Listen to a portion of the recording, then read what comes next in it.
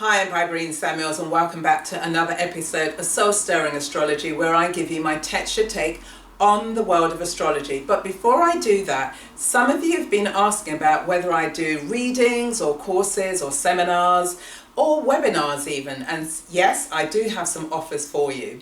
So if you would like a 2-question reading, which I can do via email, that's on offer. Also, if you would like a mini chart reading or a full chart reading, both of those will be delivered by Skype.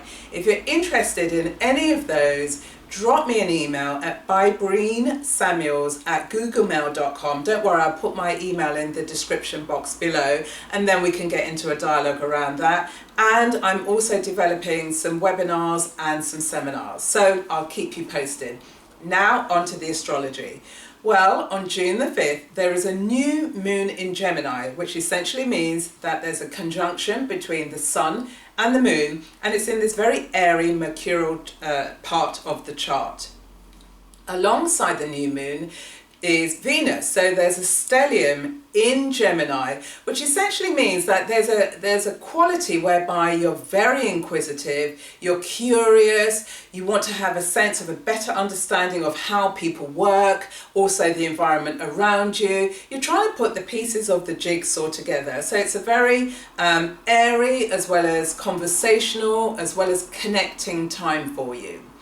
Now, this sense of this new strong communication, that's been pulled forward because Gemini is ruled by Mercury. So it's really essential for you to be establishing a new identity, because we also have Venus and the sun there. So this identity is going to be around your communication style and wanting to be seen as somebody who's authoritative around the things that you convey, and also sharing that on a large scale. And the reason for this is because we've got Jupiter trining Pluto, and they're both in earth signs. So where we've got all of this air because of Mercury and Gemini and the 3 planets there, we also need it to be grounded, and this is where Jupiter and Pluto come in, because they're in Virgo as well as Capricorn. So there's an earthliness to what it is that you're saying. So it's a very practical, very functional, but also it gives you a sense of stature because we've got this Pluto in Capricorn. Now, alongside Jupiter is also forming a conjunction with the North Node, which is in Virgo. So this sense of this new identity, this powerful communication style, is also anchored to the North Node in Virgo, which wants you to show this more in this new direction for your life. So this new moon cycle kicks off this new sense of identity, and the identity is about confidently and proudly communicating what it is that you are interested in and sharing that with the world. Now, this new moon is affected by the mutable grand cross, which I touched on quite a bit in the last episode. And so the planets involved in this mutable grand cross are Jupiter, and Jupiter is opposing Neptune, and then we have Venus and opposing Saturn. So where we have Jupiter opposing Neptune, there is this sense of wanting to transcend your everyday realities, because both of these signs are dealing with the collective in one form or another. So there's a unification that's been required of you, of how you're able to unify and connect with others. So the transcendence could be around spirituality, could be around mysticism, it could be around an ideal, or a religious dimension to your world. Now, what you need to be really careful of is that you're not falling into this misplaced sense of your own identity. And what I mean by this is because this signature of Jupiter that meets Neptune could be about you trying to save the world on some level. And what you may find is that you could grow into a sense of spiritual arrogance, and that's what you want to certainly be moving away from.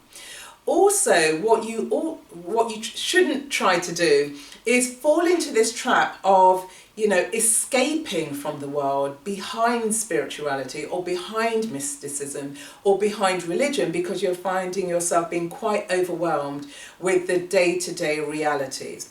Now, a way that you can begin to face this is if you pay attention to, we've got Jupiter, and Jupiter is in Virgo. So it's about really grounding yourself around this spiritual dimension that you have, and recognizing actually the universal is also in the particular. And what I mean by this is both of these signs are dealing with the collective mind. And so there's this great sense of compassion for everybody in the world. And although there may be diversity, which could be shown in race or class or age, that's the kind of universal. But the particular is that we're all human beings, and therefore we are all equal. And so it's about finding where you are on that continuum of being spiritual, but also being grounded and connected. That deals with the Jupiter opposite Neptune. Then we have Venus, and Venus is opposing Saturn. And Venus is about what we value and who you are and what really appeals to you. It could be aesthetically, it could be value driven, it could be emotionally, it could be artistically. And also, primarily, it's about relationships and love. And so where you have Venus and it's in opposition to Saturn, there may be a sense of controlled love, restricted love, or it could be a sense that you're going to meet somebody who's quite serious and grounded in themselves. So you could be attracted to somebody who's maturer. Or because it's an opposition, you may feel blocked in some way around love. And so if you have a desire for love, but you're finding there's an inability for you to express it or to receive it, what you may choose to do is to tap into the moon energy. So the lunar energy, which is here in Gemini.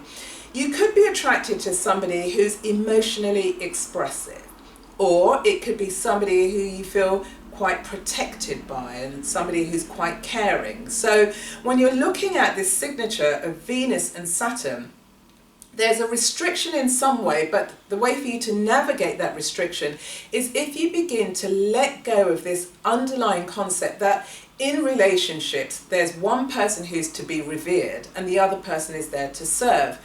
That's not it at all. Relationships are about reciprocity.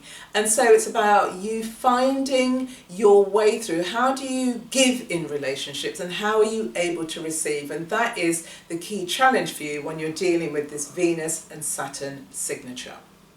So that deals with this mutable grand cross that's taking place and how it underpins this new moon in Gemini.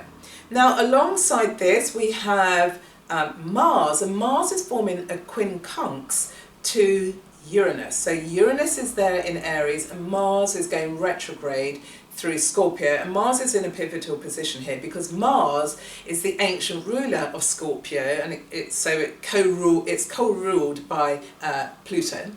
But then Mars also rules Aries, and so where you've got this signature of Mars and Uranus, what you have is this sense of you're trying to balance assertion and courage together with fighting and purifying your sense of anger that's buried deep within. So you're trying to purify how anger gets in the way of you truly being this courageous soul. And also you're here to face your deepest fears and to do so in a very unflinching way. And that's the beauty of this signature between Mars and Uranus, because Uranus is about sudden changes and innovation and inventiveness, but you can't really get to that or access that until you begin to start dealing with this buried sense of anger and or your potent sexuality and how that is expressed. And given that we're in the realm of Scorpio and Pluto, so there's a power struggle. It could be your internal power struggles, and it could be the opportunity for you to look at how you might dominate others and how that's not really serving you and it's not going to really illuminate this new identity that you're trying to bring forward.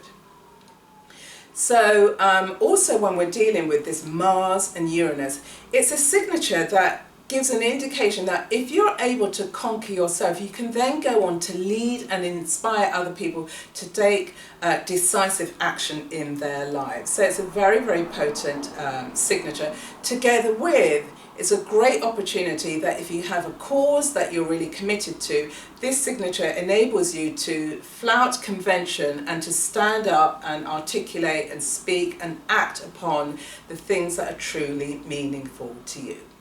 So that's it with this new moon energy. It's new moon, it's in Gemini, so it's about how you begin to understand and value who you are and to use your strong communication skills to touch the lives of other people.